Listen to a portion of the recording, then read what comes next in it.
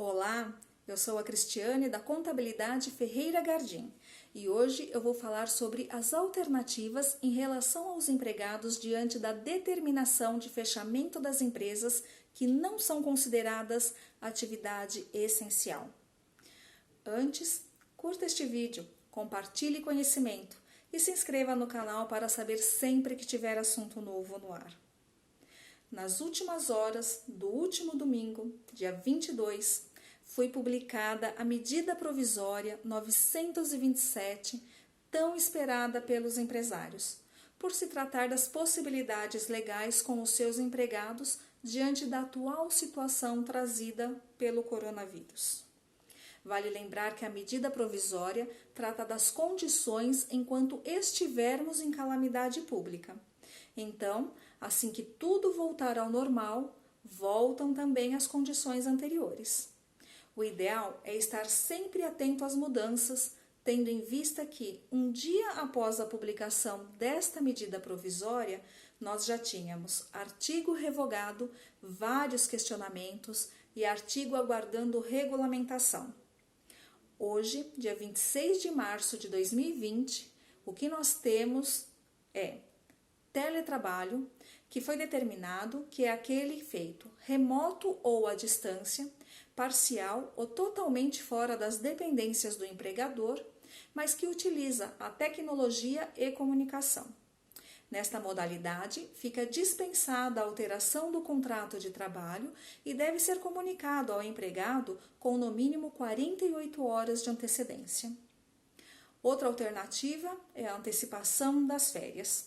O empregador poderá antecipar as férias do empregado, mesmo aquele que ainda não tem o seu período aquisitivo completo, mas desde que comunicado com no mínimo 48 horas de antecedência e também que o período das férias não seja inferior a 5 dias.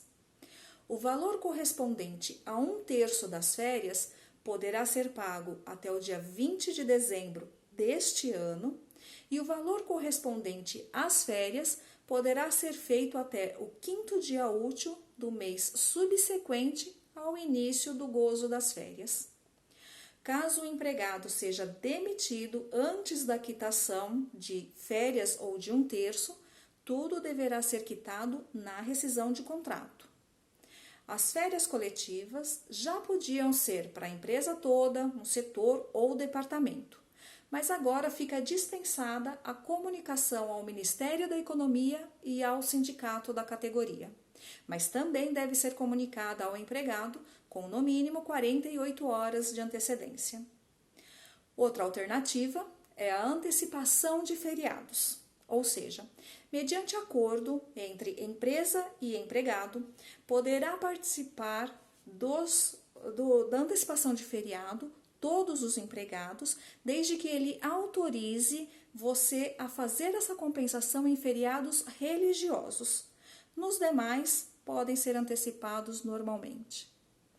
Poderá também utilizar o banco de horas já existente, ou para os empregados que não têm saldo positivo, poderá pagar as horas, prorrogando sua jornada em até 2 horas diárias, independente de acordo ou convenção coletiva. Sobre a medicina e segurança do trabalho, fica suspensa a obrigatoriedade de realização dos exames médicos ocupacionais, clínicos e complementares. Porém, o exame demissional ainda é exigido. Os exames que estão suspensos deverão ser realizados no prazo de 60 dias, contado da data do encerramento do estado que nós estamos, calamidade pública. Fica revogado o artigo em que se tratava da suspensão do contrato de trabalho e do salário por 4 meses. Não saiu nada sobre redução de salário e jornada de trabalho, mas trouxe um artigo que trata a suspensão do recolhimento do fundo de garantia. Então, o FGTS das competências março, abril e maio deste ano, que vencem sempre no mês seguinte, poderá ser parcelado sem encargos em 6 parcelas mensais e com primeiro vencimento em julho deste ano, sendo que deverá ser quitado também em caso de rescisão de contrato. Estas são basicamente as alternativas do empregador em relação aos empregados enquanto estivermos em calamidade.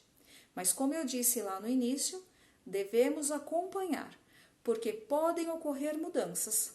E também devemos estudar cada caso, cada empresa, cada situação, para que todos saiam o menos prejudicado possível.